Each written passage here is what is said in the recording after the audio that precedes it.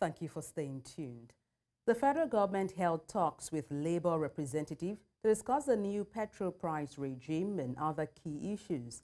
The meeting took place at the office of the Secretary to the Government of the Federation, with discussions focusing on the new minimum wage adjustment and compressed natural gas initiative.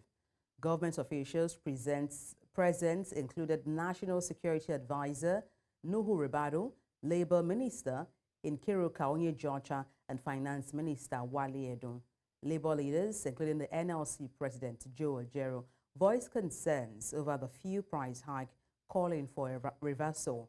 Minister of Information Mohammed Idris described the talks as a normal engagement to address national issues, stressing that the government prioritizes ongoing dialogue with labor.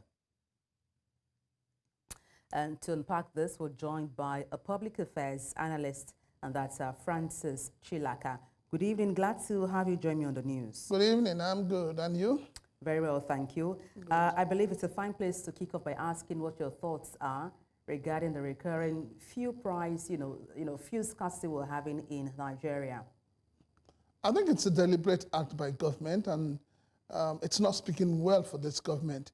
I don't understand why we should be having a scarcity at this point in time, considering the fact that the price has gone up severally. So if we're having scarcity when the price has gone up to 900, 1,000, 1,000 plus, then it's a deliberate act by government to be able to justify the fact that they're increasing the price. Now, what are your expectations regarding this meeting with labor representatives as well as the government? What are your thoughts? What are you anticipating? I don't expect anything to come out of it, because I believe that what is playing out is that the government understands the rules of the game better than labor. And what they're doing is that they're taking labor for a ride. And then labor keeps falling into the hands of government. I mean, I remember in 2012 when the Jonathan government increased the price of pump price. The price of the pump. And as at that time, we didn't wait for 1 week or 2 weeks for labor to hold a meeting with anybody. And everybody came out and said, no, this is outrageous. I mean, even then, looking back, I find it very, very painful that as at the time the pump price was moved from 180 to 200, Nigerians all came out on the streets. And today, we same Nigerians were begging for the price to be brought down to 800, 900. It's rather shameful. It simply shows the fact that, this government does not have the people at heart. It's not a people-oriented government at all. So then what should labor be doing differently to ensure the pump price of PMS is reversed? Well, I think labor shouldn't come up with this whole idea of a review of the national minimum wage. Labor shouldn't be thinking about that.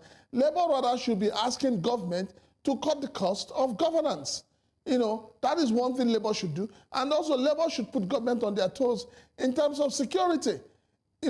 So these are areas. And then we should know as Nigerians, we have the right to know how much Dangote himself is selling this petrol to either NNPCL or the independent marketers. So these are the things labor should demand for. At the same time, labor should demand for the cut in the price of electricity. I want labor to ask for things that affect every Nigerian, not just a small group of workers, but every Nigerian that is out there. If the price of petrol comes down to 300, 400, every Nigerian will enjoy it. So we should focus on the things that will add value to the lives of every Nigerian and not just the Labour Congress. Well, some will say that Labour already are trying to hold government to account by calling for strike actions, going on strikes. So how else would you suppose Labour, pressurize governments to listen to the yearnings of the people?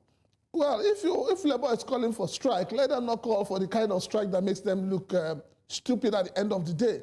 You don't call for 1 day strike, and then without benefiting or without achieving the aims of that strike, you call off the strike because you're going back to negotiations. If negotiations are broken down, then Labour should take the next action, which is to protest and go on strike. And then you stand by that strike until you get results to what you want. But unfortunately, the Labour Congress we have today and the TUC, I don't really understand the kind of people we have as leaders. Because you don't start a strike, and in the middle of the strike, you call it off. The government says, oh, come back to the negotiation table. And you know that it's all fun, it's all joke. So I think, for me, I would say, okay, if Labour wants to go on strike, let them know that that strike will be mother of all strikes, and nothing will stop until they get results from government. All right, thank you so much for your insight on the news. Francis Chilaka, Public Affairs Analyst. Many thanks indeed. You're welcome.